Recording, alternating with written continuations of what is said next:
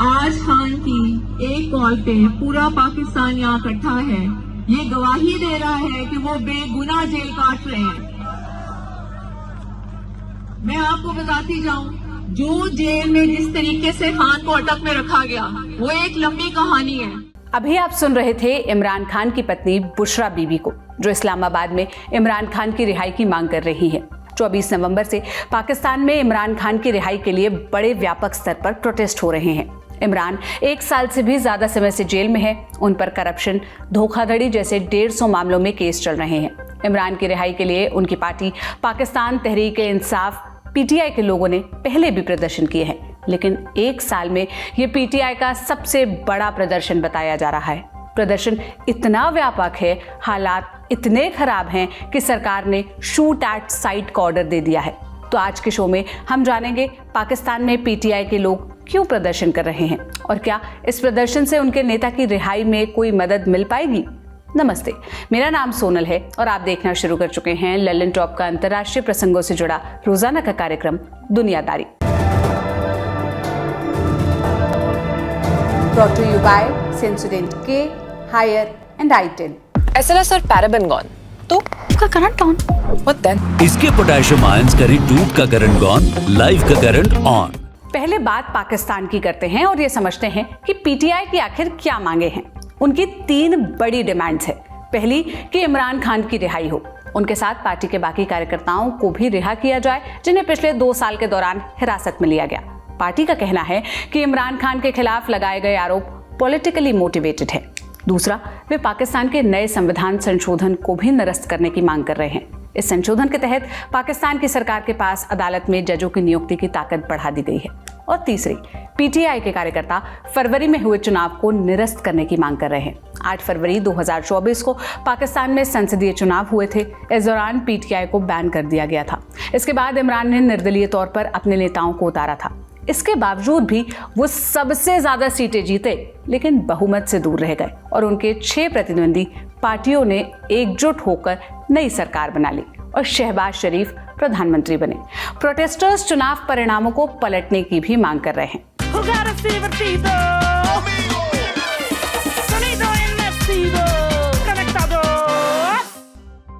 ये तो हुई पीटीआई की मांग, पर इस प्रदर्शन की शुरुआत हुई कैसे, ये समझते हैं। 24 नवंबर यानी आज से ठीक 2 दिन पहले पेशावर से पीटीआई के कार्यकर्ताओं और इमरान के समर्थकों का एक जत्था इस्लामाबाद के लिए रवाना हुआ। इसमें लगभग 34,000 लोग शामिल थे। इस काफिले को लीड करने वालों में से थे इमरान खान की पत्नी बुशरा बीबी और पाकिस्तान प्रांत खैबर पख्तूनख्वा के मुख्यमंत्री अली अमीन गंडापुर। 25 नवंबर को प्रोटेस्टर्स से बुशरा बीबी ने क्या अपील की, पहले आप वो सुनिए।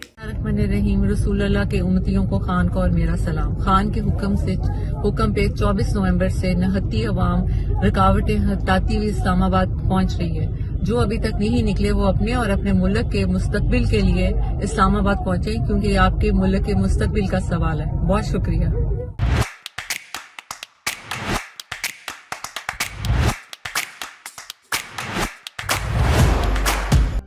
बुशरा बीबी और अली अमीन गंडापुर के नेतृत्व में ये काफिला इस्लामाबाद के डी चौक पहुंचना चाहता था। ये चौक राजनीतिक प्रोटेस्ट और रैलियों के लिए इस्तेमाल होता रहा है। इसी के आसपास राष्ट्रपति भवन, पीएम ऑफिस, संसद और सुप्रीम कोर्ट जैसी सरकारी इमारतें हैं। अब तक पाकिस्तान में प्रोटेस्ट में क्या क्या हुआ, कुछ पॉइंट्स में समझ लेते हैं। जैसे ही खबर फैली कि प्रोटेस्टर्स आगे बढ़ रहे हैं, पुलिस ने राजधानी की ओर आने वाली सड़कें बंद कर दी। लेकिन 25 नवंबर को प्रदर्शनकारी इस्लामाबाद के बाहरी इलाके में पहुंच गए। प्रदर्शनकारियों ने कथित तौर पर पत्थरबाजी भी की। रॉयटर्स की रिपोर्ट के मुताबिक पुलिस की 22 गाड़ियों को आग लगा दी गई। झड़प में कितने लोग हताहत हुए, इसको लेकर अलग अलग दावे हैं। पाकिस्तान के गृह मंत्री मोहसिन नकवी ने कहा कि कुल 4 लोग शहीद हुए, जिनमें 3 रेंजर्स और 1 पुलिस अधिकारी शामिल है। पीटीआई पार्टी का आरोप है कि रेंजर्स ने गोलियां चलाई, जिससे 2 प्रदर्शनकारियों की मौत हो गई और 4 अन्य घायल हुए। रेडियो पाकिस्तान ने 5 सुरक्षा कर्मियों की मौत की खबर दी। इनमें 3 रेंजर्स और 2 पंजाब पुलिस के जवान शामिल थे। अब इस्लामाबाद में पाकिस्तानी आर्मी को तैनात कर दिया गया है और प्रोटेस्टर्स से सख्ती से निपटने के आदेश दिए गए हैं। रिपोर्ट्स के मुताबिक शूट एट साइट के ऑर्डर भी दिए गए हैं और अब तक करीब 4000 प्रोटेस्टर्स को हिरासत में लिया गया है। जब इतना कुछ हो रहा है तो तमाम प्रतिक्रियाएं भी आई। प्रधानमंत्री शहबाज शरीफ के कार्यालय ने बयान जारी किया, तथा कथित शांतिपूर्ण विरोध प्रदर्शन की आड़ में पुलिस और रेंजर्स पर हमले निंदनीय है। ये शांतिपूर्ण विरोध प्रदर्शन नहीं है, ये चरमपंथ है। इसका मकसद है बुरी राजनीतिक मंशाओं को पूरा करना। पाकिस्तान के गृह मंत्री मोहसिन नकवी ने कहा, जो भी यहाँ पहुंचेगा उसे गिरफ्तार किया जाएगा। सुनिए। हमारे लिए अभी भी रेंजर्स के पास कितना देर लगती है कि हम वहाँ पे 5 मिनट फायरिंग होनी है तो उसके बाद वहाँ बंदा नजर नहीं आएगा, लेकिन हम लोग कह रहे हैं सबर सबर सबर। इस टाइम हमारे लोग हैं वो पाकिस्तानी हैं, उनकी जानें ना जाएं, लेकिन एक लाइन आती है जहाँ पे हमें फैसला करना पड़ता है कि उनको हमने अपने लोगों को भी प्रोटेक्ट करना है। उन्होंने कल की कॉल दी थी, आज दूसरा दिन है। जो यहाँ पहुँचेगा वो डेफिनेटली कोई सूरत नहीं है कि वो रश नहीं होगा। हम यहाँ पे आपको एक डिफरेंट स्ट्रेटजी के साथ नज़र आएंगे और डेफिनेटली अगर आते हैं तो ये नहीं हो सकता वो आए और हम उनको जाने दें। अमेरिकी विदेश मंत्रालय के प्रवक्ता मैथ्यू मिलर ने दोनों पक्षों से संयम बरतने को कहा है। In Pakistan and around the world, we support freedom of expression, peaceful assembly, and association. We call on protesters to demonstrate peacefully and refrain from violence. And at the same time, we call on Pakistani authorities to respect human rights and fundamental freedoms and to ensure respect for Pakistan's laws and constitution as they work to maintain law and order. अब सवाल ये भी उठता है कि इमरान खान आखिर jail में क्यों है। इसे समझने के लिए आपको पूरी क्रोनोलॉजी समझनी होगी। 10 अप्रैल 2022 की तारीख, इमरान खान के खिलाफ विपक्ष की ओर से अविश्वास प्रस्ताव लाया गया। इमरान को कुर्सी छोड़नी पड़ी। उन्होंने आरोप लगाया कि उन्हें हटाने के लिए अमेरिका के साथ मिलकर साजिश चल रही है। इसके बाद पाकिस्तान मुस्लिम लीग, नवाज पार्टी, PMLN के शहबाज शरीफ प्रधानमंत्री बन गए। फिर आई 21 अक्टूबर 2022 की तारीख। पाकिस्तान के चुनाव आयोग ने इमरान को करप्शन के आरोप में दोषी ठहराया और संसद की सदस्यता छीन ली। इसके 2 महीने पहले उन पर विदेशों से मिले तोहफों को बेचने के आरोप लगे। फिर 9 मई 2023 को इस्लामाबाद में अदालत में पेशी के दौरान भ्रष्टाचार के एक और मामले में उनकी गिरफ्तारी हुई। इसके बाद उनके समर्थकों ने देश भर में विरोध प्रदर्शन किया और गिरफ्तारी के लिए सेना को दोषी बताया। हालांकि सेना इस तरह के आरोपों को लगातार खारिज करती रही है। 11 मई 2023 विरोध प्रदर्शन के बीच पाकिस्तान के सुप्रीम कोर्ट ने खान की गिरफ्तारी को अवैध बताया और उनकी तत्काल रिहाई का आदेश दिया। फिर 5 अगस्त 2023 को इस्लामाबाद की एक अदालत ने उन्हें सरकारी तोहफे बेचने के जुर्म में 3 साल तक जेल की सजा सुनाई और पुलिस ने लाहौर में उन्हें गिरफ्तार किया। अगले दिन पाकिस्तान के चुनाव आयोग ने उनको 5 साल के लिए राजनीति से बैन कर दिया। 5 अगस्त के बाद से ही इमरान खान जेल में है। पाकिस्तान का चैप्टर यहीं तक। अब बात करते हैं आज की दूसरी बड़ी खबर की। सबसे पहले आप ये बयान सुनिए। There have been many times when we thought we were going to be getting to yes in both cases, and for various reasons the parties didn't get there. That said, we believe we are close here, but that's why you heard me come out and say nothing's final until everything is final, because we know we don't have a deal until there's one that has been fully agreed to by both sides. ये थे अमेरिकी विदेश मंत्रालय के प्रवक्ता Matthew Miller, जो कह रहे थे कि इजराइल और हिजबुल्लाह के बीच युद्ध विराम की बात आखिरी चरण में पहुंच चुकी है, लेकिन जब तक बात पूरी तरह पक्की नहीं हो जाती हम इसकी पुष्टि नहीं करेंगे। 1 अक्टूबर 2024 को इजराइल ने लेबनान में जंग का ऐलान किया था। तब से दोनों पक्ष एक दूसरे पर लगातार हमले कर रहे हैं। इन हमलों में अब तक 3,500 से ज्यादा आम नागरिक मारे जा चुके हैं और 10 लाख से ज्यादा लोगों को घर छोड़ने पर मजबूर होना पड़ा है।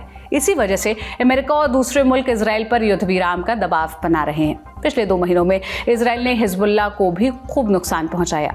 लगभग 32 साल हिजबुल्लाह के चीफ रहे हसन नसरल्लाह की हत्या की, हिजबुल्लाह की टॉप लीडरशिप और कमांडर्स को भी खत्म किया। ये सब होते होते नवंबर का महीना खत्म होता है, लेकिन जंग रोकने की बात पर सहमति नहीं बन पाती। आज हम इसकी चर्चा कर रहे हैं क्योंकि अमेरिका और फ्रांस ने युद्ध विराम की पहल की है। मीडिया रिपोर्ट्स के मुताबिक हिजबुल्लाह ने युद्ध विराम की शर्तें मान ली है। अब पूरा दारोमदार इजराइल पर है। नेतन्याहू 26 नवंबर को अपने कैबिनेट के साथ इसी विषय पर मीटिंग करने वाले हैं, लेकिन इस मीटिंग के पहले ही दक्षिणपंथी सांसदों के विरोध की खबर आ रही है। वो युद्ध विराम के पक्ष में नहीं है। उनका कहना है कि ये जंग हिजबुल्लाह के पूरी तरह खात्मे तक चलनी चाहिए। अगर युद्ध रोका गया तो ये एक तरीके से इजराइल का आत्मसमर्पण होगा। इसी विरोध के चलते अमेरिका का विदेश मंत्रालय कह रहा है कि बात जब तक पूरी तरह पक्की नहीं हो जाती हम ऐलान नहीं करेंगे। क्या है युद्ध विराम की शर्तें? ये जानने से पहले बैकग्राउंड समझ लेते हैं। 7 अक्टूबर 2023 हमास और दूसरे फिलिस्तीनी गुटों ने मिलकर इजराइल पर हमला किया। कहा कि यह 7 दशक के अत्याचार का बदला है। हमास के हमले में लगभग 1200 इजरायली मारे गए। हमास करीब 250 इजरायलियों को बंधक बनाकर अपने साथ ले गया। उसमें से 100 के करीब बंधक अभी भी हमास के कब्जे में हैं। इस हमले के अगले ही दिन इजराइल ने गाजा में अपनी मिलिट्री ऑपरेशन को शुरू किया। अब तक इजरायली हमले में लगभग 43,000 फिलिस्तीनी मारे जा चुके हैं। गाजा के बाद इजराइल की दूसरी बड़ी जंग लेबनान में चल रही है। आज हमारा फोकस इसी पर होगा। क्या हुआ इस जंग में अब तक? 7 अक्टूबर के बाद लेबनान की तरफ से भी इजराइल पर हमले शुरू हुए। ये हमले हिजबुल्लाह कर रहा था। इसकी पुष्टि 3 नवंबर 2023 को खुद हिजबुल्लाह के तत्कालीन चीफ हसन नसरल्लाह ने की थी। 30 जुलाई 2024 को इजराइल ने बेरूत में फुआद शुक्र की हत्या कर दी। वो हिजबुल्लाह के फाउंडिंग मेंबर्स में से था। 17 और 18 सितंबर को लेबनान में पेजर और वॉकी टॉकी विस्फोट हुए। इसमें 37 आम नागरिक हताहत हुए। इसी महीने नेतन्याहू ने इस हमले की जिम्मेदारी ली है। 27 सितंबर को इजराइल ने बेरूत में हिजबुल्लाह के मुख्यालय पर बमबारी की। इसमें हिजबुल्लाह के चीफ हसन नसरल्लाह और गुट के कई सीनियर कमांडर्स की मौत हो गई। नसरल्लाह की हत्या के बाद 1 अक्टूबर को इजराइल ने आधिकारिक तौर पर लेबनान पर हमले का ऐलान कर दिया। तब से लेकर अब तक इजराइल और हिजबुल्लाह एक दूसरे पर हमले कर रहे हैं। ये तो हुई बात अब तक की जंग की इवेंट्स की। अब युद्ध विराम वाली बात समझ लेते हैं। पिछले महीने अक्टूबर से ही अमेरिका नेतन्याहू से लेबनान की जंग रोकने के लिए दबाव बढ़ा रहा है। खबर है कि अब फ्रांस और 3 दूसरे देश भी इसमें शामिल हो गए हैं। 5 देश मिलकर लेबनान और इजराइल की बात करवा रहे हैं। दोनों पक्षों के सामने एक प्रस्ताव रखा गया। हिजबुल्लाह जंग रोकने के लिए राजी हो गया। नेतन्याहू अपने मंत्रियों से प्रस्ताव पर चर्चा करेंगे। इजरायली मीडिया ने इस संभावित प्रस्ताव की कुछ शर्तें सूत्रों के हवाले से छापी हैं। क्या है ये शर्तें? पॉइंट दर पॉइंट समझते हैं।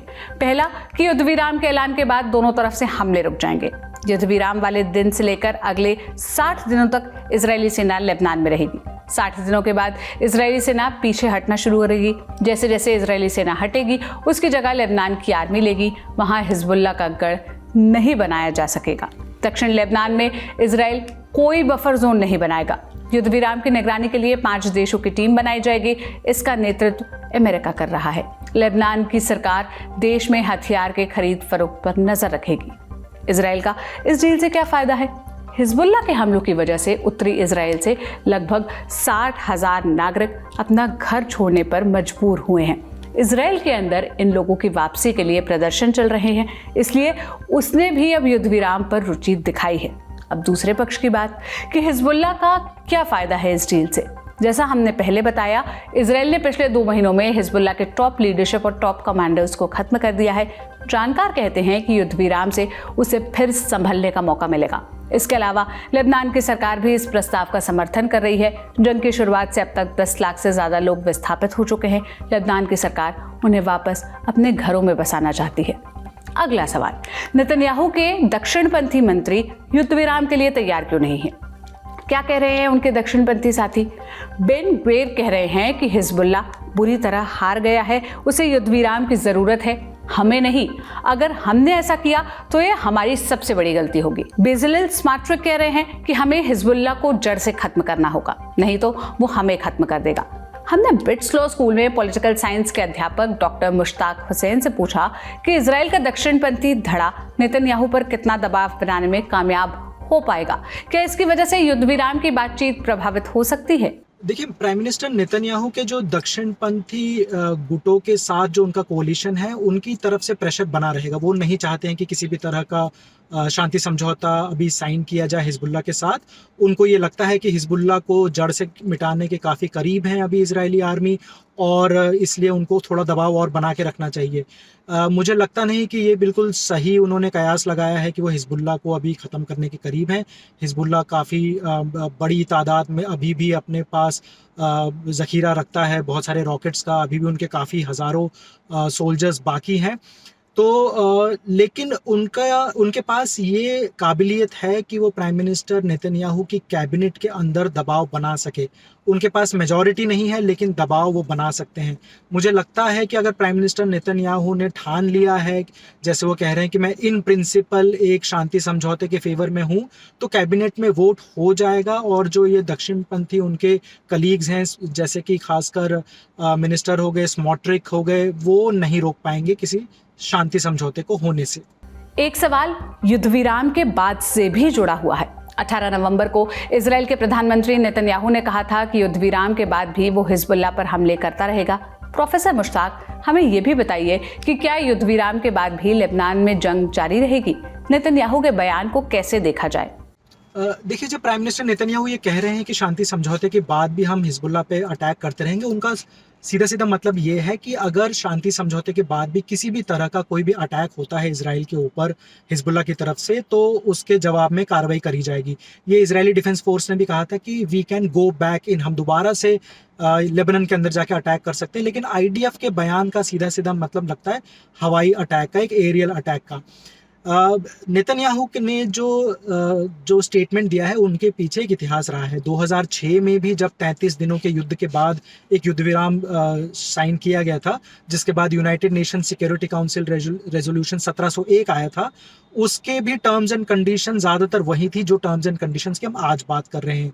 लेकिन तब भी उसके इम्प्लीमेंटेशन में बहुत गड़बड़ हुई थी। तब भी दोनों गुटों ने एक दूसरे पे काफ़ी इल्ज़ाम लगाए थे। तब भी ये था कि दक्षिणी लेबनान से आईडीएफ पूरा वापस इजराइल में चला जाएगा, और ब्लू लाइन जो कि लेबनान और इजराइल के बीच के इंटरनेशनल बाउंड्री है, और लिटनी रिवर जो ब्लू लाइन से 30 किलोमीटर नॉर्थ की तरफ है, उस पूरे एरिया में लेबनान की सेना रहेगी, लेकिन हिजबुल्लाह का कोई नहीं रहेगा। लेबनान की सेना अब भी इतनी ताकतवर नहीं है कि वो हिजबुल्लाह को रोक सके वहाँ दोबारा से अपना गढ़ बनाने में। दूसरी बात ये भी कि क्या अगर उनके पास स्ट्रेंथ हुई, फंडिंग हुई, तो भी क्या लेबनान की आर्मी, जो उनके देश की आर्मी, क्या वो हिजबुल्लाह से टक्कर लेना चाहेगी अंदर? तो ये बहुत सारे सवाल खड़े होते हैं अभी। जो भी शांति समझौता होगा वो एक बहुत ही कठिन प्रक्रिया का पहला चरण होगा। उस प्रक्रिया में ये देखना पड़ेगा कि किस तरह इजरायली आर्मी अपनी तरफ के समझौते पे कायम रहती है और कितना हिजबुल्लाह अपनी तरफ के समझौते पे कायम रहता है। और 2006 से अगर हमें कुछ सीखने को मिलता है तो वो ये कि अंतर्राष्ट्रीय दबाव का बहुत बड़ा रोल होगा, अमेरिका के दबाव का बहुत बड़ा रोल होगा, यूरोपियन यूनियन के दबाव का, खासकर फ्रांस के दबाव का बहुत बड़ा रोल होगा, क्योंकि फ्रांस और लेबनान के बीच बहुत अच्छे संबंध हैं। तो वही सारे प्रेशर जो 2006 में थे, वही खतरा शांति समझौता के लिए जो 2006 में था, वो आज भी है। और अभी भी बहुत मुश्किल लगता है कि सिर्फ शांति समझौता साइन करने से सारी दिक्कतें एकदम से सॉल्व नहीं होंगी। काफ़ी डिपेंड करेगा कि हिजबुल्लाह किस तरह से इस शांति समझौते को इम्प्लीमेंट करता है। युद्ध विराम की बात ने इसी महीने ज्यादा पेस पकड़ा है। इसी महीने अमेरिकी चुनाव के रिजल्ट आए हैं। जो बाइडेन की इसमें हार हुई है। हालांकि 20 जनवरी तक वो अमेरिका के राष्ट्रपति हैं। क्या बाइडेन जाने से पहले ये समस्या हल करना चाहते हैं? इस युद्ध विराम को अमेरिकी चुनाव से जोड़कर देखना कितना सही होगा? देखिए, प्रेसिडेंट बाइडेन का बहुत बड़ा दबाव रहा है अपने फॉरेन डिप्लोमेट्स के ऊपर, खासकर जो मिडिल ईस्ट में काम करते हैं, कि उनकी प्रेसिडेंसी खत्म होने से पहले शांति समझौता होना चाहिए। वो चाहते थे कि एक इजराइल और हमास के बीच भी शांति समझौता हो जाए। अगर वो नहीं हो पा रहा है तो कम से कम इजराइल और हिजबुल्लाह के बीच हो जाए। तो अमेरिका के इलेक्शन का इसमें बहुत बड़ा रोल रहा है। प्रेसिडेंट बाइडेन चाहते हैं कि उनकी प्रेसिडेंसी खत्म होने से पहले एक कोई मेजर शांति समझौता वो करवा के जाएं। लेकिन अमेरिकी इलेक्शन से ज़्यादा असर यहाँ ये है कि हिजबुल्लाह भी अब डेस्परेटली चाहता है कि एक शांति समझौता हो जाए।